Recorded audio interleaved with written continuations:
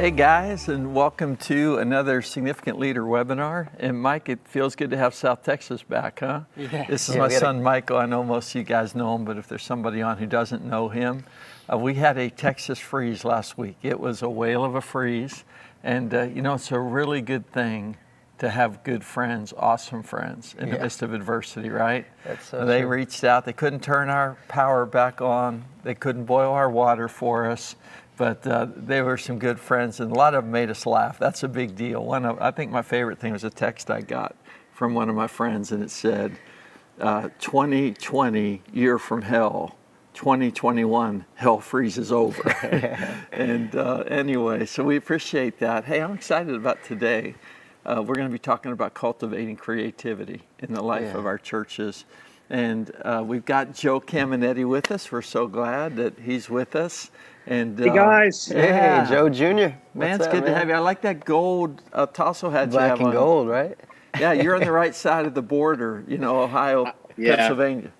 I know I did this just for you, Pastor Jim. Yeah, well, it'll this is get just better. for you. Yeah, so, well, That's right. Michael, you started, I think in 2009, you went to ORU and you were playing baseball, and then Coach Terry Poole recruited you home to play here, and you started on our staff leading our high school band. Right, yes sir. And then our worship pastor got hired by a big church out in California, and you were kind of up at 20 years old or whatever you were. You became our worship pastor, and then you went from worship pastor to creative pastor, which is what you do today. And Joe, you've been creative pastor a long time, huh, with your dad's church? Yeah, it's going on 10 years now, which is hard to believe, but loving it. I love what I get to do, and I love creative, so I'm excited I get to talk to all these amazing people out there about this subject. Yeah, well, for a lot of you know Joe, of course, and I just want to encourage you. It's good to have Mark Huff with us, and guys are starting to log on, and we love to hear from you. And one of the best parts to me about these webinars, I watch webinars, I listen to podcasts every week, and this is one where you can get your questions answered, and that's a huge thing to be able to get your questions answered. But Joe, your dad's been a friend for a long time. Your mom and dad are two of the most courageous people I know. They pastored in Warren, Ohio. I mean, pretty much ran a gym. I never heard his get saved testimony before. Isn't that crazy? As long as I knew him.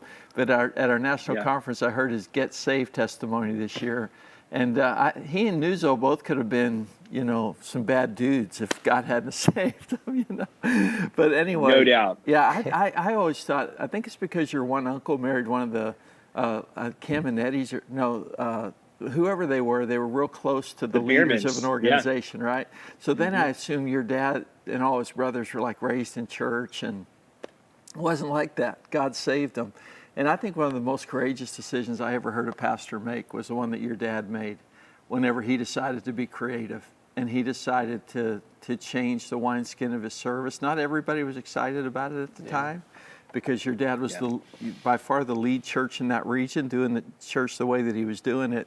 And we probably won't have time to talk about that today, but your dad is just an amazing leader. And he's our regional connector for that part of Ohio. And he and Gene are just such fantastic people. But so you've been doing this for 10 years, huh? Yes, sir. Yeah, we had a really awesome guy that kind of pioneered the whole creative team. And he ended up moving on to a church in Arkansas. And this is going back almost 15 years ago now. And we had some different iterations of what, we were just developing it as we went. And my mom even ran our creative team. She deserves like some, jewels on her crown in heaven for that. And finally, it got handed to me. So 10 years in, I'm loving it, and definitely can share a lot more from my failures and areas where I've blown it. But I would love to share anything that I can today to help some people. Yeah, well, we're going to jump into content in just a couple of minutes here, and I want to give guys a chance to get on. But I just want to say to people, the reason we do this is because it can be so helpful to you and also to your leaders, whether they're paid leaders, whether they're volunteers and your church is the size that you're helping volunteer leaders. And, back when I was doing conferences and traveling the country more, one of the things that was the highlight of every trip to me was I would hang out with pastors afterwards. We would have dinner together. That's where I got to know your dad. And, you get to know the funny sides of people, the passionate sides of people around food when you're just hanging out for a while, right? And when we finished those times, it was always just amazing how common our struggles were, how much sharper we were when we saw the same struggles, but from the perspective of the grace that was on the lives of all these different pastors that God was speaking to and God was using. And so we've designed this so that it's never going to go more than an hour. You can sit, you can have your lunch while you're sitting here and watching this, and it'll just help you with areas where in your heart, I know you're working hard to be sharper.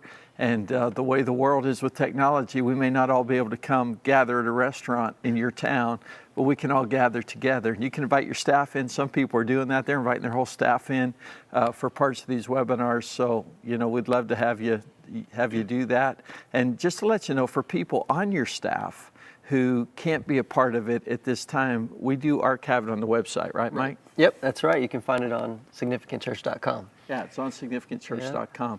So with that said, let's jump right into it. I've seen your outline, kind of refigured mine based on yours. The first point you're making is one of my strongest points about creativity. So let's go ahead and jump in. Absolutely. Yeah. And I want to say this before I jump in, that creativity holds such a special place in my heart. Growing up as a pastor's kid, we always, whether we ever said it out loud or not, I think my parents built our church on the belief that church should be enjoyed, not endured. Right. And I think the reason so many people don't go to church is because they've been to one, and we all have our stories of people that come to our church and say, wow, I didn't know church could look this way. I didn't know it could be engaging. And my parents did such a great job of laying the foundation of teaching us what it looked like to be a follower of Jesus.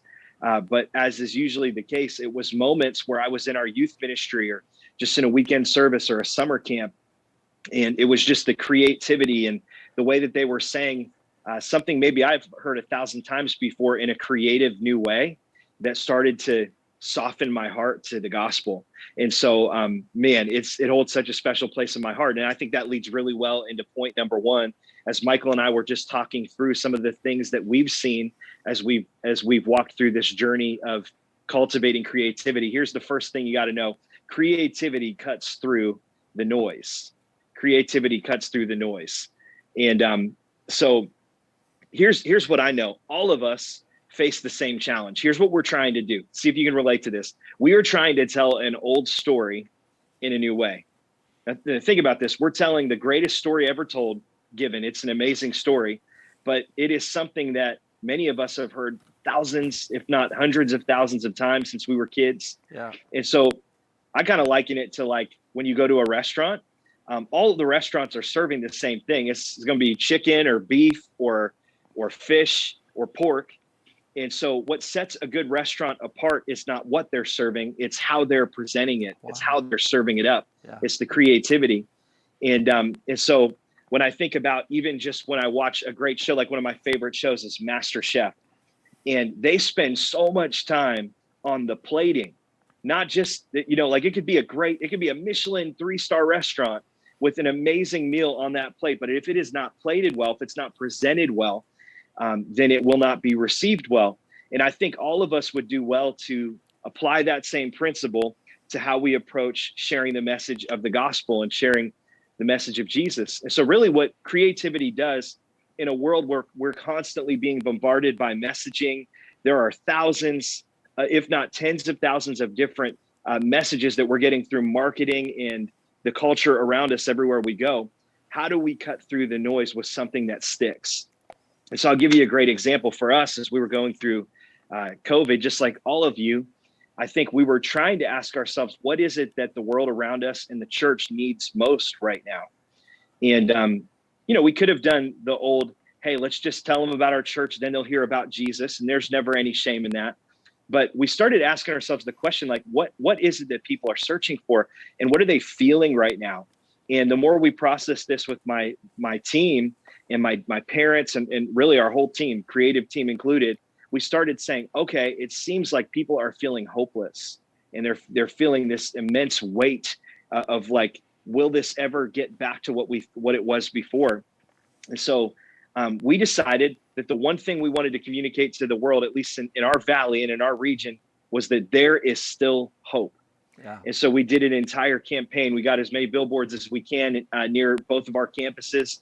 And we decided not to like really make Believers Church or our branding or our logo like the big thing on the billboard. We just made this statement, there is still hope. And our website was pretty tiny right beneath there. When you followed that, it would take you to a landing page, and we did a series called There Is Still Hope. And so we had one week where we talked about that there's still hope over addiction. And we featured Blaine Bartel's story, which was really incredible. We talked about how when you know hope, you have to show hope. And we did kind of an evangelistic thing to get people excited for the Christmas season. And so it was just cutting through the noise and saying the same thing that maybe we've said a million times before, but in a way that cut through the noise, and it resonated with them in a way that was unique to that moment. Yeah. Yeah, you said something really important, and that is people are gospel hardened, And what I mean by that is if you guys are musicians, so if you play the guitar a lot, what happens? You get some calluses on the end of your fingers. And so we got to figure out how to break through the calluses, and that's really what creativity does. And one thing I love, Mike, you're going to talk about what we did during that time, but different parts of the country have different spirits to them. Your dad does an amazing job of pastoring within the cultural and political climate that he pastors in. It's far different than the one I pastor in down in South Texas. So to me, I had a lot of people thinking about culture. I had a lot of people thinking about, elections and all that going on. And what was feeding my soul during that time were the words to the prophets during that time in Israel. And even though really they didn't win, they went into captivity, right, during that season, still there was so much encouragement coming from the Spirit of God about the difference that bold belief makes whenever we make a decision that we're going to believe boldly in the midst of circumstances. And the devil's up to stuff. We can't always control that, but we can control the outcome in a way in terms of we can let God be sovereign and bring forth the good in his heart. Right. Yeah, right. That's really good. That's good. Yeah, that was a series that we did kind of coming into COVID. It was a series called Bold Belief. And when we talked with Pastor and with our team, we kind of felt that the feeling here was some people, there was a lot of anxiety. There was a lot of just uncertainty that we weren't used to. People didn't really know how to respond. Some people just didn't really trust what was going on. So Pastor kind of said, I want to help people live with a good balance of faith and wisdom, being wise during this time. So let's talk about bold belief. And one thing that we do that I've learned is, we all have needs. Sometimes we feel those needs. Sometimes they're just needs that maybe we don't even realize we have right now. But this was very much a felt need series. And so we always try to not go too long without covering both of those needs. So this was a felt need series for us. And really 2020, there were a lot of felt needs, I think. There was a lot of emotion that people were going through, whether it be, anxiety, depression, doubt, some anger, some probably righteous anger towards injustices, some probably just misguided and maybe not as righteous anger. And so those kind of things really can breed a lot of content and creativity, the emotions that people are feeling and the things people are going through. So that was a series that we used, and I saw a study that said 90% of our decisions are made from emotion. So our emotions, the things that we feel, those things are very powerful, and as creatives, typically we feel those, and we're aware of those kind of things. So Bold Belief kind of was birthed from that, and so yeah, that was our series going into 2020, and yeah. I think it really helped people. The things that you had to say help people process the emotions they were feeling, because they weren't necessarily bad, but I think it's important that we as the church, if 90% of decisions are made via through our emotions, it's important that we respond to those and we help people know how to process those and how to react to those in a biblical and in a healthy way. Yeah. So. And we live in small counties, so, this creativity thing started kind of in the 2000s, and I'll talk about that in just a minute. And I'll talk about how to inspire your church to be more creative. And why we need to inspire churches to be more creative. But Joe, I love what you said earlier when you said the reason people haven't been to church is because they've been here before. But honestly, that's the reason people don't want to get married. That's the reason they're living together. They've seen marriage before with their parents, or some of them have been married before. So how do we cut through that, you know? And I think that's a powerful first point, is that great creativity cuts through what keeps people from connecting with God.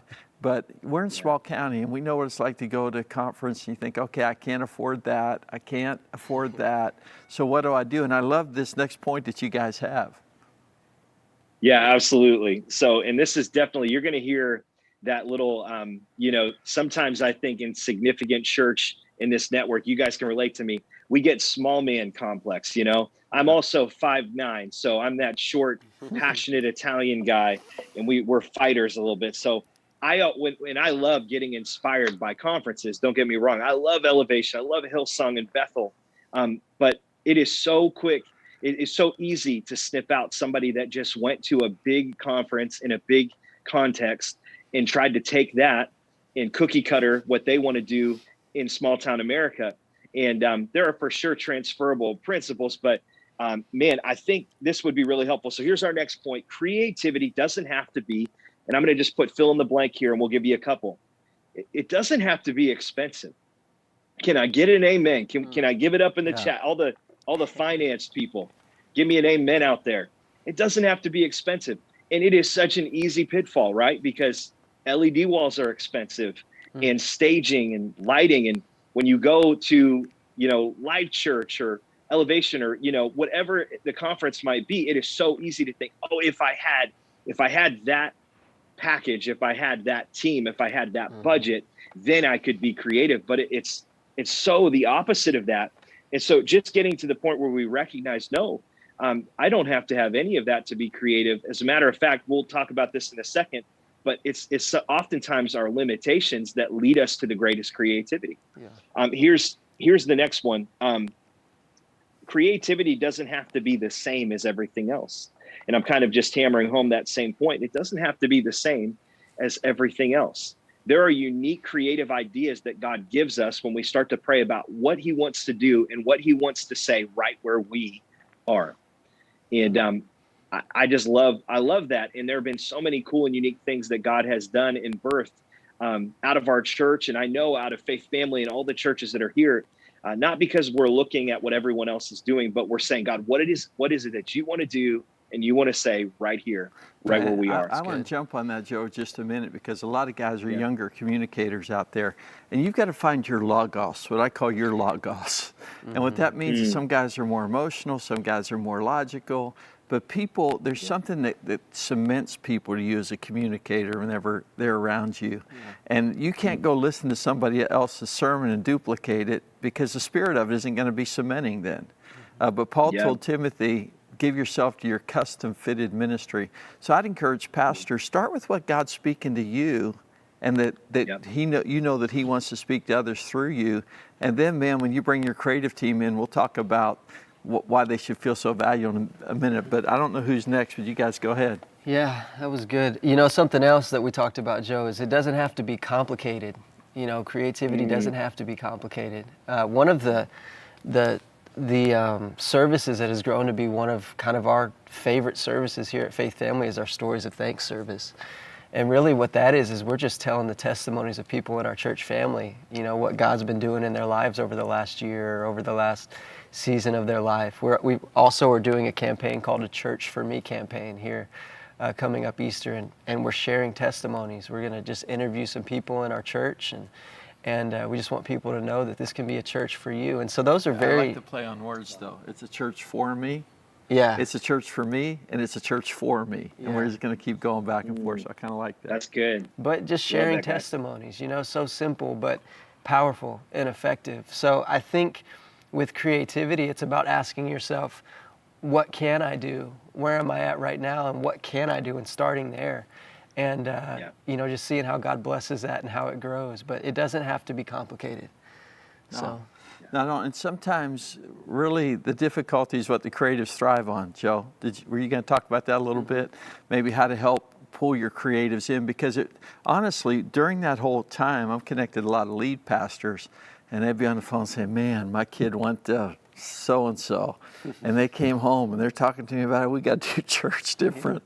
And man, it's expensive. What do you think? And so, your creatives can do that too. If you marry somebody who's a creative, she's going to cost you money. I promise you that. She's going to look in your house and start costing you money. It's going to feel a lot better. She's going to cost you some money. But you want everybody to feel good, right? Right. Yeah, and I think, what do you want me to hit on that point now, or do you want to save that for the end, Pastor Jim? You tell me. We can save it. You guys just keep going. Just keep helping people like you prepared. This is beautiful. No, that's so good. Yeah, and I think this bleeds real well into the next point we wanted to make, and that's this: that creativity thrives under constraint, which sounds so counterintuitive, right? Creativity thrives under constraint. And it's tempting to think, if I had a bigger budget, if I had a bigger team, then we could be more creative. But there's actually science that backs this up. Creativity can actually thrive under constraint. So let me read this to you. This is the psychology of limitations. This is really interesting. I'm sure some of you have heard this. If not, I think this will really open your mind to a great idea here that will help your ministry. Restrictions take away some of the choices available to us. And with that, it can also remove the paralysis of choice that often halts the creative process. And so a lot of times when we're kind of in the ideation phase for maybe a new series or an event or whatever, maybe let's just take Easter, for instance, I can get decision fatigue because there's just so many things out there. And it's the reason why a great artist, there's something actually helpful about having a canvas that has ends to it, that has boundaries around it. They actually prefer it that way because they can leverage those limitations for greater creativity. And so to that point, I just thought this was really fascinating. Ernest Hemingway would definitely be somebody that was one of the most creative authors in history. And this is interesting. I just heard this last week. He bet some friends that he could write an entire story in just 6 words. You want to talk about leveraging your limitations. And of course, it seemed impossible. And so, the question being, how do you introduce characters and explain their relationships and tell something that would be worth hearing and pull you in? But here's what he wrote. This is how he did it in 6 words. For sale, baby shoes, never worn. Very, very interesting. And so, man, just this idea that oftentimes the thing that we pray for God to get rid of, those limitations or the areas where we wish things would be a little bit more robust and plentiful, out of those are usually birthed some of the most incredible things. And so, one idea I was thinking about, and this will not even be in the area of production, but when we were just getting our start here at our Boardman campus, we had this weird little glitch that happened with our green wall, which is where people sign up for baptisms. And so I didn't get any signups that week for baptism, so we didn't set up our baptismal. And it takes a couple hours to set up and fill up. And so we get to the service in the 9 a.m., and this girl shows up for registration. She's a really sweet girl. She had just started coming, kind of newer to God. And we kind of had a decision to make at that point. Either we could say, hey, our limitations have forced us to not be able to baptize her, or we can get creative. And so we just have a really can-do team here. A lot of them are just volunteers. And so we all had this quick powwow, and we decided, hey, we're going to try to make this happen. And it was not even an option to use our baptismal tank. It would have taken too long. And so we had this one guy say, I can run to Tractor Supply and I'll go get something that we could baptize her in. And so he went and did that. And then we started going through all of the different preparations to change the service order around. There were just a lot of things that were affected. But her family was already coming from Cleveland. And I saw her countenance change when I told her we didn't know she signed up. Yeah. And can I tell you, because we decided to have creativity through a constraint and leverage the limitation, today she is like one of our all-stars here. And she has never forgotten that we went the extra mile to do that. And it was just because we've decided, hey, this is a culture of creativity, and we're not going to be limited by our limitations. Yeah, I'm glad you didn't, with the last name Cameneti, there's got to be some Catholic in there somewhere in the back. I'm glad you didn't go to sprinkling, because your immersion people might have given you B, trouble, Pastor right? Jim. Yeah, that was plan B. I would have sprinkled her if I had to, but I thought let's do immersion if I can help it. Yeah. Well, Jeff from Grace City said this, and I think it's really good. He said, it doesn't have to be high tech, and that is so true. If you're high tech without being high touch, you might end up dealing with more negative than positive in your congregation. That's because when you spend money, church people want to know what the purpose of that was. So we've always made being high touch our goal more than being high tech our goal. We use all the tech. That's good. We use the tech we can afford. We know that tech especially helps us with young people, but being high touch is really important. Mm-hmm. The tech without the touch is meaningless in a lot of ways. Mm-hmm.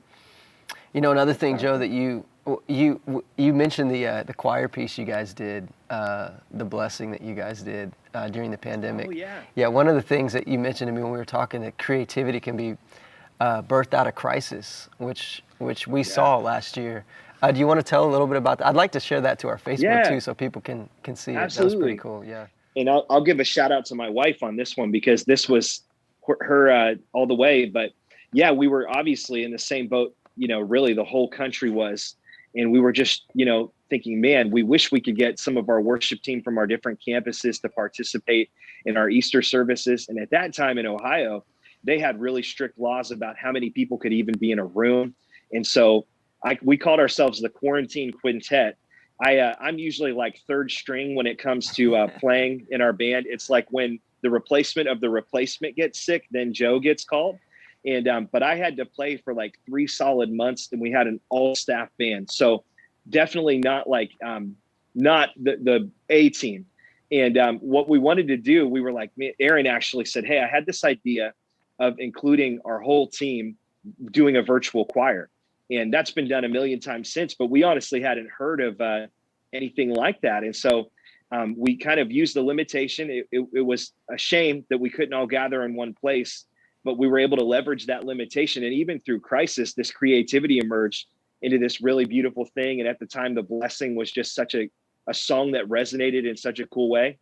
And so, we'll definitely, I'll hit you with the link so we can share that with everybody. But it ended up, man, it was the highlight of Easter. And honestly, it was not even, for the first month of planning for Easter, it was not even on the radar. And so props to our team, because they kind of pivoted halfway through and said, all right, we're going to go in a different direction. But we're so thankful that we did. And it was all birthed out of our limitations. That's good. That's good.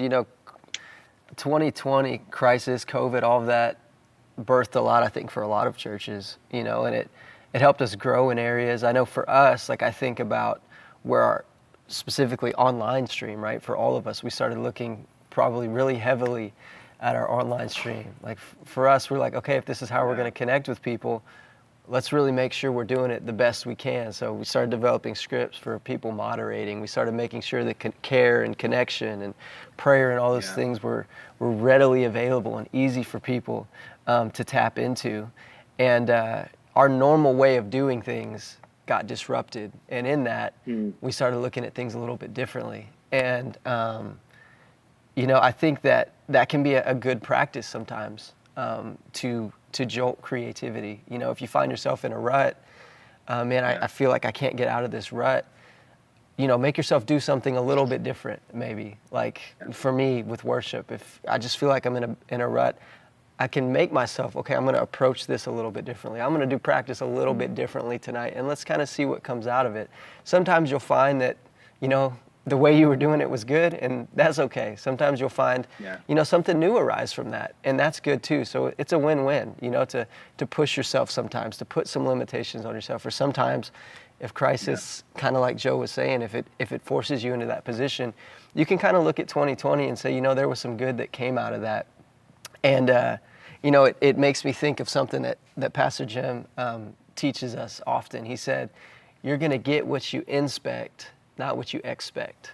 So the truth is, with our online stream, particularly, I wasn't inspecting it to the level that I needed to be clearly, that I am now, right? But all of a sudden, when we start putting, attention to it, when we start really inspecting it, our moderators are getting better. Everything starts coming up to that level, because there's, a level of accountability there. There's a level of attention there. So I think that's a really helpful thing with creatives. I just tell them to watch Faith Family at BC. I just say, do whatever Faith Family does. No, man. And truth is, we're learning all the time. We all you know, watch each other, man. Yeah. Pastors are great thieves, and stealing from one person is plagiarism. Stealing from three is research. Never forget that's that. right. All right. So we're continuing, There you go. continuing to grow ourselves, but that crisis kind of forced us into a position to start kind of looking at that. And so anyway, I know for me it can sound draining sometimes. How do you inspect everything? And the truth is you can't, right? You can't. But some things that can be helpful, number one is determining what are the things that I need to inspect regularly, what are the things that I need to spot check, right? That's one thing that the pastors taught me is you can't see everything all the time, but have a plan. You know, have something in place where you know what you're regularly looking at, you know what needs to be looked at quarterly. The other thing that's helped us a lot, especially with creatives, we can live in the moment big time. You know, I'm guilty of it too. Can be very intuitive. So checklists are very helpful. You know, for us, putting checklists together help make sure we don't miss things on the front end, and then they help us to be able to inspect things quickly and efficiently on the back end. So, you know, in crisis, some of those things are kind of put to the forefront. And that can be a really good thing because it helps you develop at a greater level. So I would just, encourage you guys, whether it's limitations or whether, maybe you think, man, this person just jumped ship on my team. I don't know what I'm going to do now, or whatever you may face yourself with. Embrace those as opportunities to just approach things differently. Don't let them discourage you and paralyze you, but realize that, kind of like Joe said with the baptism, there can be answers that come out of that, and oftentimes you're going to end up ahead, not behind. I love this outline you guys have put together, because I think about myself as a pastor, and I wish someone had talked to me about some of this, because really we mature saints, right? That's what we do for a living. So what happens if you put a bunch of immature people in a room and you say create something? You got a bunch of fighting. That's what you're going to have. And if you know that one of the issues is going to be money, and you set the right spirit, say, hey, it doesn't have to be expensive. Hey, high tech, high touch. Hope you're keeping track of some of these things, because some of the things that really sabotage guys whenever they started are in the outlines that you guys are sharing. And this last point is something that we're going to let you ask your questions in just a minute, and I'm going to share for about 6 or 7 minutes some things that will help you if you want to really launch your creativity or speak with your creative people and speak in a way that they understand why this is of value to you as a pastor, what you're trying to do. I'll share that in just a minute. But Joe, talk about this last part, because I love this last part. Mm-hmm. Yes, sir. Yeah, that is so good, guys. I'm learning and taking notes over here as I listen to you. This last point is really important to me, because I think sometimes there's some misbeliefs about it. So most of the time for me, I'm just speaking for me, creativity is a crock pot, not a microwave.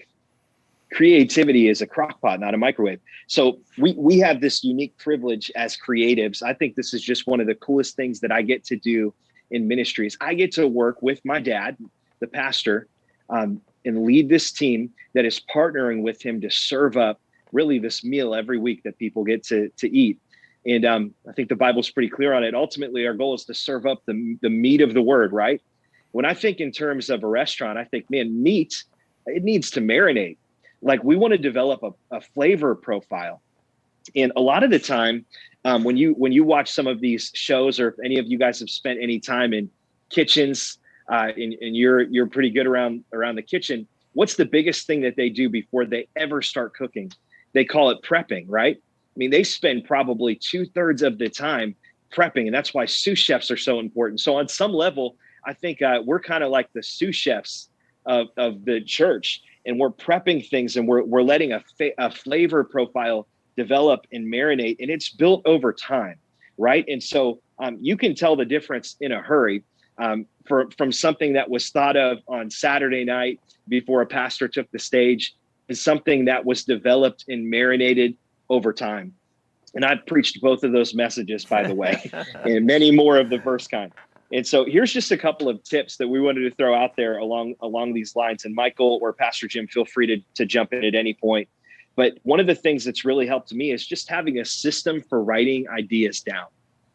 have a system for writing down your ideas. And for me, this is such a huge discipline, something that I've done since 2011. And this is for message prep for when I preach or for series that I'm helping develop with my dad. I have a folder, and it just says messages / creative ideas. It's in Outlook. And anytime I get any kind of idea, it doesn't even have to be a revolutionary idea or something, a scripture that stands out. I collect it, I email myself, and I drag it into that folder. And I have ideas that go back almost now 10 years. And so when we go to do a series on grace, or we go to do a series on sexuality, like we just came out of, which would be a fun topic for another time. The cool thing is I've already got, maybe when I go to search grace in my folder, I've got 5 or 6 really solid ideas. Not all of them will be ones that I use, but it helps to develop that profile of flavor and that depth of flavor. Here's another one. Write it down when you get it. Sometimes for me, some of my best ideas, I think Michael and I were talking about this, they never come when you're trying to have them. Right. They come when your mind isn't occupied, right? You're in the shower, or you're taking a bike ride, or just doing something that's unrelated. So have a good system for writing it down. And I just put it this way: write it now, perfect it later. Write it now and perfect it later. And so it doesn't have to be in its perfect form. You're just collecting things. Just have a system that's working for you at all times. How about this? Create margin to be creative. So here's a good question for you to process. What part of the day, pastors, creatives, production people, what part of the day or week are you most prone to creativity? And try to make sure that that part of the day is designated for that, because I don't know about you, but as a leader, I can get nickeled and dimed for a lot of things that are important, but they are not as important as some of the things that I have deemed as a priority. And if I don't set time aside, it'll never happen. So just make sure you have that time set aside. Most of our team's great ideas aren't thought of in a moment. We have one idea that sparks another, and then one of us gets inspired 2 days later, and that sends us on a journey. Michael, you have anything you want to add to that? Yeah, that's good. Joe, you mentioned sometimes often our greatest ideas don't come when we're really trying to think of them, right? There's actually a study that, I don't know how they did this study, but they were able to study why people have some of their greatest ideas in the shower. So, because it's a real thing, right? We've all been there. You're in the shower, and you're like, man, that would be a great idea. And what they said is when you're in that state, you're in that relaxed state, and a lot of the executive functions is what they call in your brain are turned off. So that's organizing, planning, the numbers, all that side of things. You're just showering, right? And so that some of your filters are less active at that time. So thoughts are coming through. You're wandering, or wondering, I guess is the right word. But in that moment, ideas tend to seep through. And so I just started thinking about how that can apply to us. Obviously, we can't have staff showers or anything like that, but what we can do is create opportunities, whether as a pastor or as creatives, where we're not trying to jam too much into that moment, that we're trying to let ideas grow. So whether that's maybe once a month, getting the team and say, hey, this is just a creative idea think meeting. We're not going to try to figure out, we'll develop it later. But right now we want ideas to flow. Or as a pastor, finding those time in the days where you're really just thinking. I think the same thing applies to prayer, really. Hearing from the Holy Spirit, sometimes putting your agenda down and just being open to receiving is very important. So there's actually studies, Joe, that kind of back up what you're saying there. That's amazing. Another thing, another thought that I think is important to just kind of say is you talked about how ideas marinate and grow with time. And I've found that happen too often on the back end of an idea, in my time in ministry, where it's like you come up with a great idea and it continues to evolve and continues to grow, and all of a sudden we're like a few days from the Sunday, and it's like we can't do everything that we wanted to do. So I think it's worth thinking that if creativity takes time sometimes to develop and to grow, get your team, things ahead of time before you get together, so that those ideas, so that there can be some marinating going on, so that you can come in with some of that already to your meeting, and you're not left continuing to try to change and evolve the whole way up to the time when you're out of time. So giving enough time on the front end of creativity can be really good. And then there comes a point, Joe, we talked about this, where you have to say, all right, this is what we're doing. You know what I mean? Because with creatives, inevitably, ideas will continue to develop, continue to grow. And before you know it, you're changing the idea and you don't really have time to. So I think helping a team understand this is where we're at in the phase of this process. Right now, we're going to dream. Okay, now we're going to figure out how we're going to pull this thing off. At that point, we're not dreaming, and you know what I mean? At that point. So those things are important because they all play a function, and I think it's good to try to keep them from affecting each other too much, I guess is kind of the point really there. So great. anyway. That's really good. And there are a lot of tools you guys are talking about. And I have one question before I share my stuff that somebody's brought in. And we'll have probably about 5 or 6 minutes on the back end of what I share. So if you have another question, please share. But you guys are talking about tools that we have to use. And tools are like timelining, you know, tools are like checklists. And Pastor, let me just say this. Your role is basically you just do 3 things in your church. You pray, you feed people, you lead people. And really in that order, because if you're not praying, you're going to find out without Jesus, you can do nothing. If you don't feed people well, you can't lead immature people, right? You got to feed them before you're going to lead them. And so you do that. And when it comes to creativity, you'll run into stuff. Like when I put checklists in, it wasn't popular with everybody around here. But I just walked in and I said, hey, here's the deal. If I get on an airplane and the pilot says to me, you know, checklists are kind of boring to me. I do it every day. And I know there's 70 things I need to look at, one of them being the fuel gauge. I just don't like looking at them because it's boring. And 99% of the time, nothing ever happens to the plane. It just flies fine, so I don't like looking at checklists. I'm saying, get me off this plane, right? And listen, it's the same thing. We've had it happen where you work so hard to have the creative idea, everybody works so hard to execute it, the time comes, somebody doesn't like a checklist, and they blow it, and it significantly affects what you're trying to pull off.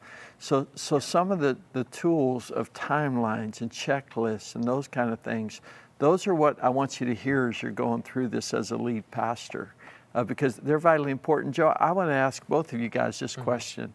How, from conception to completion, how far do you guys go? From the time that you embrace an idea and say, okay, we're going with this because Easter's just now 5 weekends away, Passion Week's just 4 weekends away, right. Mother's Day is 10 weekends away. And I know that because of what we're talking about. How long from conception to completion? Oh, man. You want to take that one first, Michael? It's up to you. For us, depending on what, but typically we're at 10 weeks out, we're already trying to get our kind of, all right, what are we doing for Mother's Day? We're already talking about that. So 10 weeks out, we're starting to develop kind of this is the theme. Within 8 weeks, we're starting to have to start getting, you know, everything going because of marketing. So typically you're going to market 4 to 5 weeks out. So at that point, you're going to have everything kind of done. So it kind of depends on how big the project is, but typically 10 to 12 weeks out, we're starting to look at our typical things like Easter, Mother's Day, those kind of things. And with series, it's going to be about eight weeks out typically. You know, there's always that we don't want to push the senior pastor to the point where it's like, because you're in a series, sometimes that can be. They need to get pushed though. Yeah. I'll be honest, they need to get pushed a little There's bit some because of that. it's like if I have an exercise, my parents' generation didn't exercise. Right. Now I'm reading at 150 minutes of cardio a week, 30% which is intense cardio, the other which isn't, it's going to prolong my life. So I need somebody to push me a little bit. You know? Yeah, so there's your answer. But yeah, typically, because 8 weeks, if you're talking about your next series, sometimes you're in a 4-week series, so you're thinking pretty far ahead. So we do try to be sensitive to that, but it's very helpful when we can know that because we can start dreaming up ideas. We can start actually having the time to pull them off and stuff like that. I know I was with you guys one time, I think it was not even summer yet, and you were talking about Christmas. So yes, talk to me a little bit about that. For sure. Yeah, I mean, I think just like you guys, if it's Christmas or if it's Easter, you know, I love these events, but I don't love planning them. Yeah. That corridor in the year when you have Easter, Mother's Day, and Father's Day within like a 7 week, it is brutal. It's like so Thanksgiving as and much Christmas as we too. can do, Oh yeah, and that's right on the heels of holidays. So thank God for like a little summer break in there after. But for us, systems have really helped. So one of the best people we have added to our team is Erica, and Erica is her title is project manager. So she's creative and has a lot of great things to contribute, and she's taking notes during the meetings. But her biggest project, and she's just part time, is keep us on track. So we use something called Asana, which would be kind of similar to Basecamp. There's all kinds of different, dashboards you can use, but every single thing that we are responsible for gets entered on Asana. And then there is a deadline associated with it. And we work backwards from when that deadline is to have each phase of the project completed.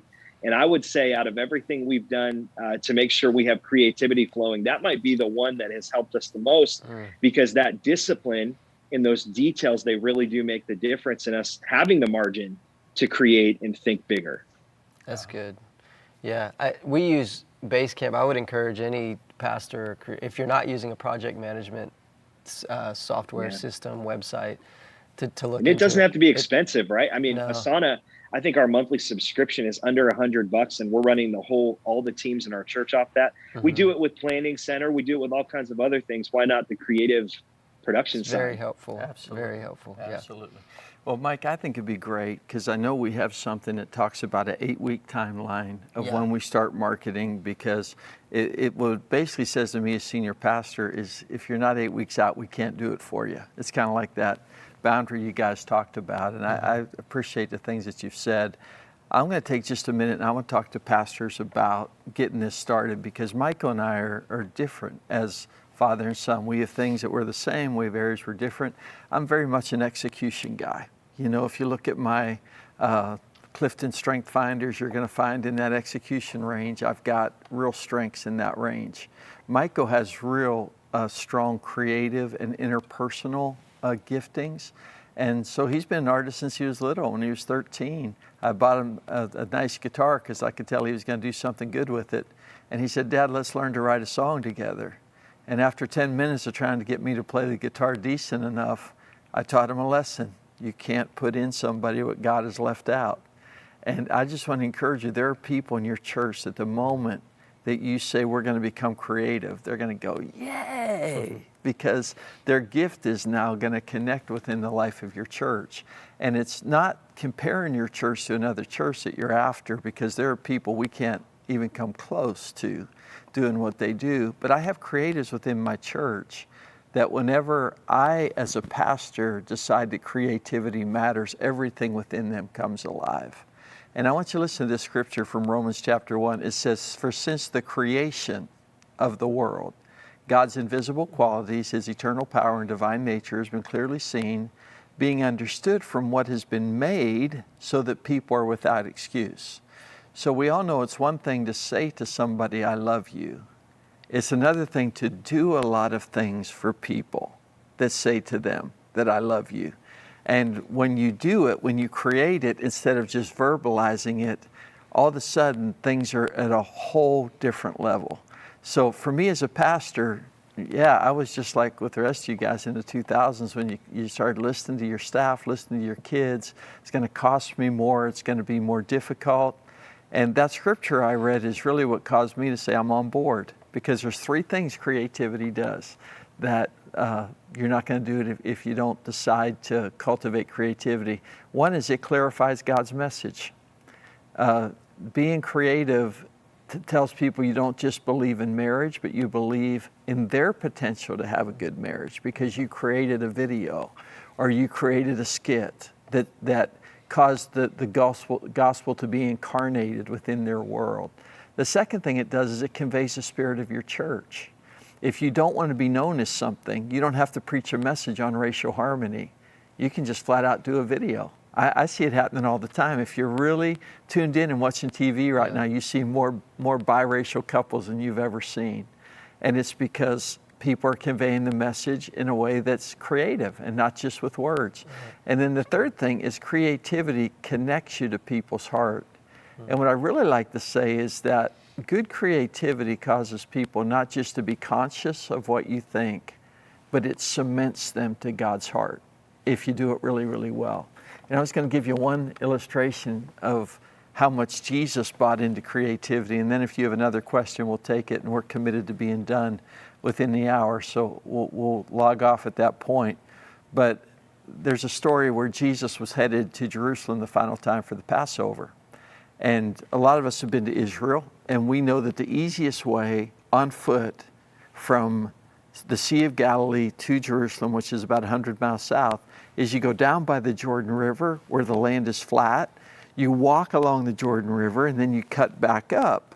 And that's so much easier than going over all the mountains that are in the middle of Jerusalem. Well, Jesus, on his way to Jerusalem, Luke 17:11 says that Jesus traveled along the border between Samaria and Galilee. So Jesus decided not to take the easy way. He took the way that was going to cost he and his disciples something. And it's because he wanted to make a point. He wanted to be creative. And the moment that your church sees you do something that costs you something, the message instantly becomes more powerful because it costs you something to present this message. And so I'm sure the disciples were walking up and down the mountains thinking, okay, what matters to Jesus so much that he took us this way this time and not another way? And you guys are Bible students, so I don't have to tell you that there was a village on the Samaritan border. And we all know that Jews and Samaritans didn't get along. And even 12 of Jesus' 12, some of the 12, when they weren't hospitable to Jesus, they said to Jesus, you want us to call fire down on these guys? And so I'm sure Jesus heard that and said, check, I got to do a series on that right there. Yeah. And he used that example to not just walk over the mountains, but when he got near Samaria, he walked the border between the religious and the irreligious, between those who get it and those who don't. And you know the story, 9 people that had leprosy came from the Jewish side. 1 came from the Samaritan side. Jesus healed everybody. And listen, that passage is so loaded with messages that we can teach. But I just want to point it out that when I was in this stage, before Faith Family became the creative church that I love pastoring like it is today, and before we did all the hard work of developing the systems and identifying the talent, because really it comes down to this, and we all know this, that if you're the leader, you have to recruit the right people, you got to organize what's going on, you've got to coach the people that are doing their parts, and then you got to care for them well. So it's not just going to happen. You're going to have to make a decision to enhance your messages and cause people not just to be conscious of things. Again, Romans 1 says, God created the whole universe to tell us he loved us. And what happens with good creativity is people aren't just conscious of a truth, they're cemented to it. They're inspired by it. And it's so much fun to take the time to do it. And I started reading the New Testament different, and I saw that Jesus did it so often, and it really, really inspired me to do it. So, Mike, any last thoughts? That's good. Yeah, we did have, firstly, just a lot of action on the chat. I want to give everybody a shout out, but there's so many. Pastor Mark, Floyd, Pastor Don Duncan, chat, Pastor Hammonds, Pastor Pat, Pastor Mark Harrell, just all you guys. Thanks for joining. I know that Pastor Pat asked a good question. I know we don't have a lot of time, but I thought I'd like to hear you guys answer on this. He said, what do you feel the felt needs are right now in 2021? Yeah, I mean, I think we hit on it a little bit. To me, there's a lot of anxiety. There's a lot of anger. There's a lot of angst. And there's just a lot of uncertainty. So I think we've just really focused on, hey, in a time of uncertainty, let's just point to the only thing that is certain, you know? And we don't know what the future holds, but we know who holds the future.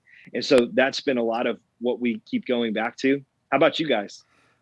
I think that what people feel right now is even so much more important than what you say. So when you take the pulpit, you need to be really prepared to make sure it feels right when you get done. Mm-hmm. And I think there's never been as challenging of time to speak the truth in love. And I think if you speak truth without love, you're going to stir people that could cause your church to be unhealthy.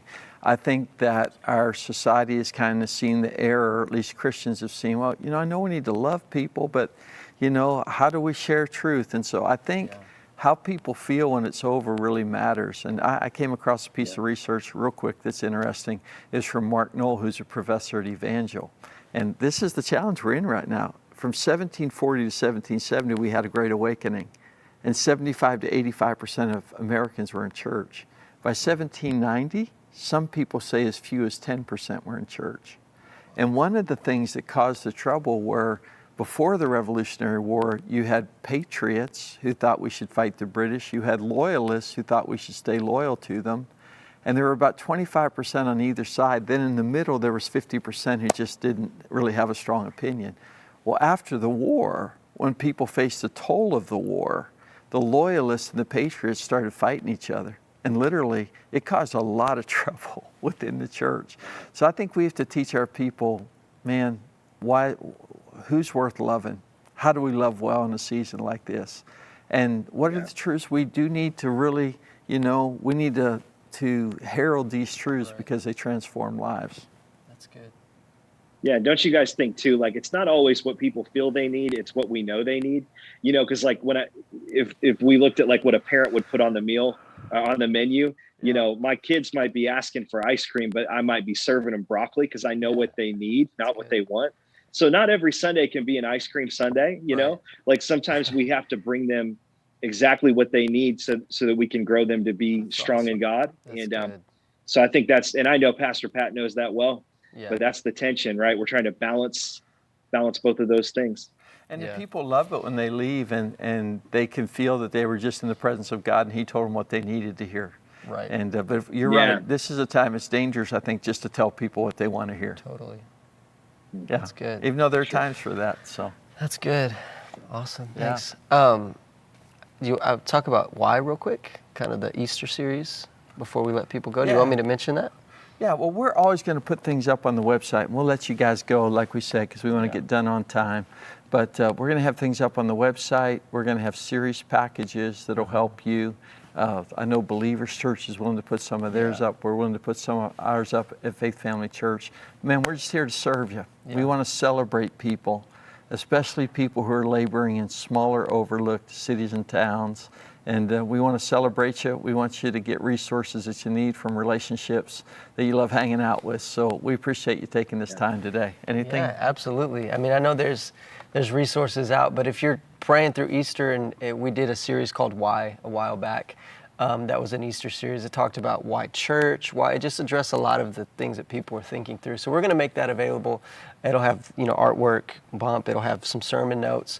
If you'd like to take a look at that, and like Pastor said, any way that we can help champion and resource, and we're just so thankful for the opportunity we have to do ministry together. So thankful for what you're doing in your community, and thanks for having me on. This was a lot of fun. Absolutely. Yeah, Joe, you're awesome, man. Thanks for joining us. You and your family are Had a blast. Incredible. We love you guys.